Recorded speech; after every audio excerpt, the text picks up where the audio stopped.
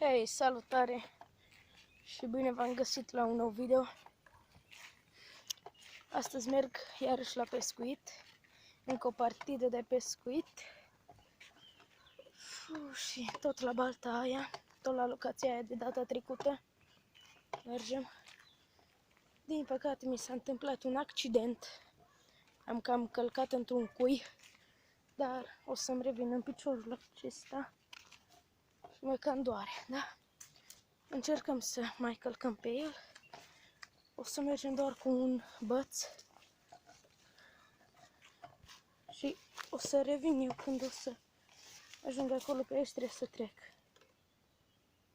Am trecut pe acolo.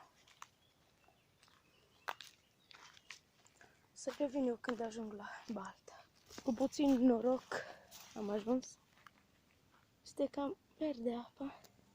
Revin când mă instalez. Bun. Am dat deja.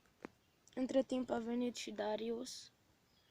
Am prins un cărășel mai micuț. Cum Darius s-a dus să ducă câinii. Vine ceva câini aici. Prins acolo este, o să vi-l arăt imediat. O să revin eu imediat, că nu pot să filmez și să pescuiesc. Să vedem un drill. Nu. N-a mers. Bun. Așa. O să vi-l arăt imediat.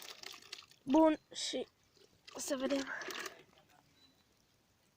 Darius acum a plecat. Aici avem pești. Sunt vreo, nu știu câți. Stați să-i numărăm.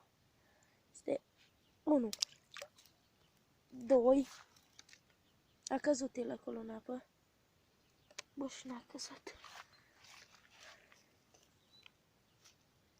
Bun, s-a dus. 2.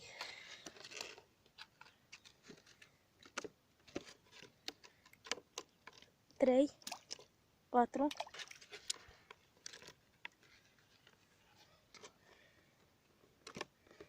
Bă, ce umblă țânțarii ăștia? 5. 6.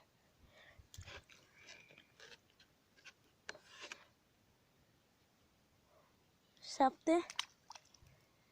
Și cam atât, pentru că aceștia îi duc la pisici.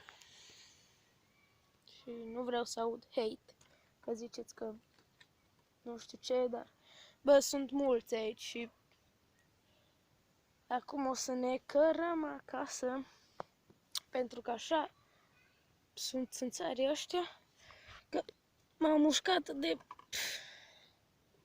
Au venit... Stați să prind telefonul ăsta.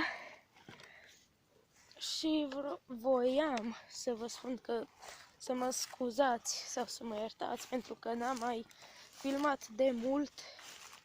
Dar uitați că am filmat încă un video, forță, bun. Și cam atât și cu acest video. Dacă v-a plăcut și dacă vreți să mă susțineți, dați pe butonul de like și abonați-vă. Și cu astea, pa!